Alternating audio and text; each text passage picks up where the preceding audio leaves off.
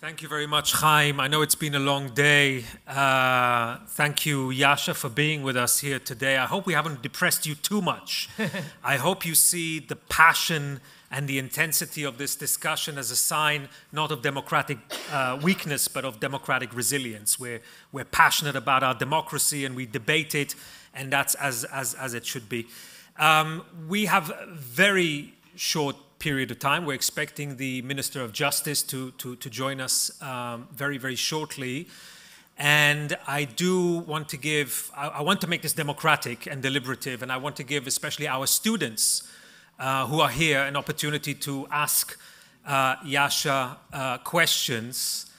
You've given us a tremendous amount of food for thought, which we won't be able to do justice to here today, but which we'll continue to discuss. If I may say so, Zionism is also a great experiment, and we Israelis are on a great democratic adventure of our own, sometimes more successfully, sometimes less successfully. And your book joins a tradition that tries to answer one of the central questions of politics, which is how. How do we live in a diverse society where we don't agree on the most fundamental questions of what is a good life, what is a good society, and yet we have to coexist and we have to live together. And that, of course, is a hallowed tradition that includes Thomas Hobbes and Tocqueville and John Rawls and others. So you're joining a venerable tradition of thought, and thank you so much for that. I do want to give an opportunity to our students to ask Yasha one or two questions. And if our students are too exhausted to ask questions, then we'll open it up to faculty and to guests. I see Shani Moore, a mature student, a very wise, successful student. Shani, ask your question and I will repeat it so that we have that for the recording.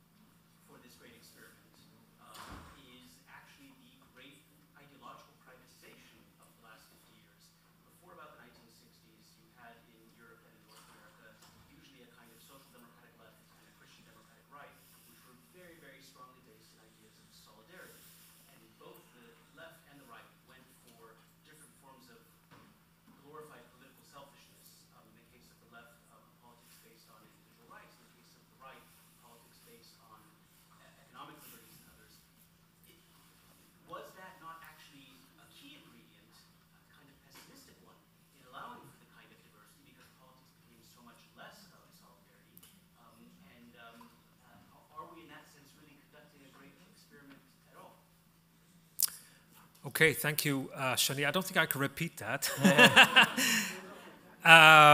but we'll let Yasha address this.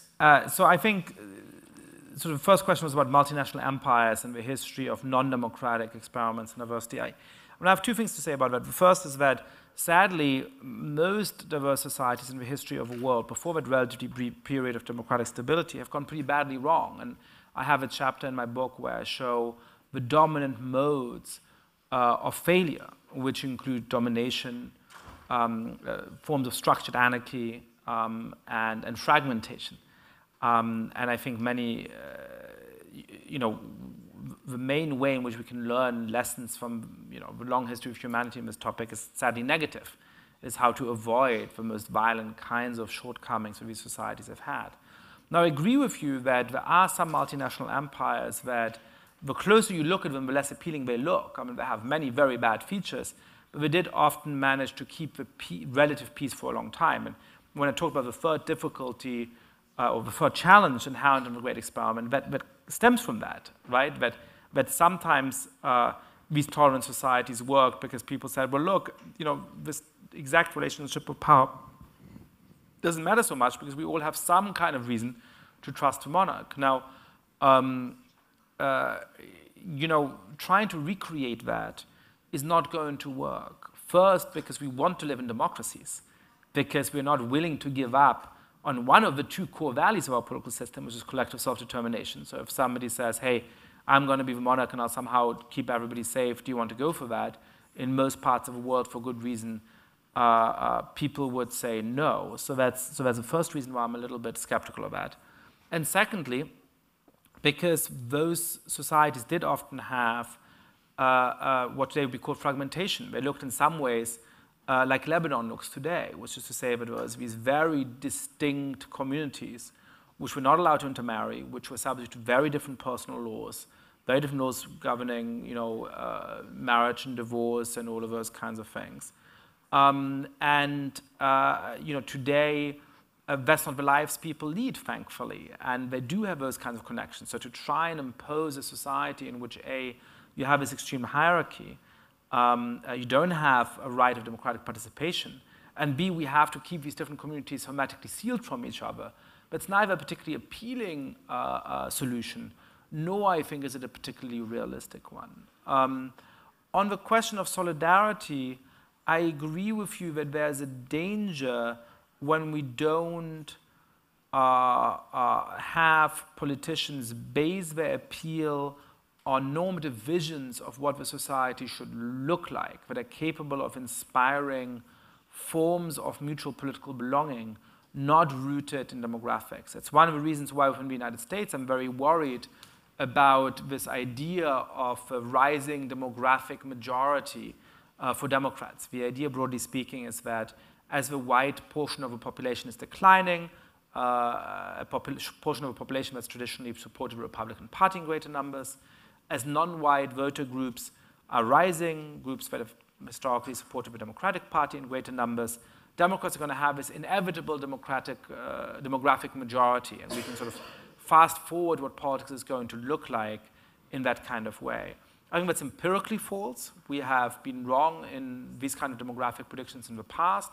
They really failed to predict the 2016 election, the 2020 election. I think we're going to fail to predict the 2024 election as well. But it's also normatively wrong, because politics where we are dividing society on those kind of ethnic lines would be a real disaster. What we need to do instead is to build a society where political competition is along normative lines of the kind of society you should want. And I agree with you that both the right and the left in different ways are currently tempted to short-circuit that in ways that would be deeply counterproductive. Thank you, Yasha. We have not exhausted the subject, but I think the subject is close to exhausting us. So I think we'll end with that. And please join me in thanking Professor Yasha Mונק for being here with us. Thank you, Yasha.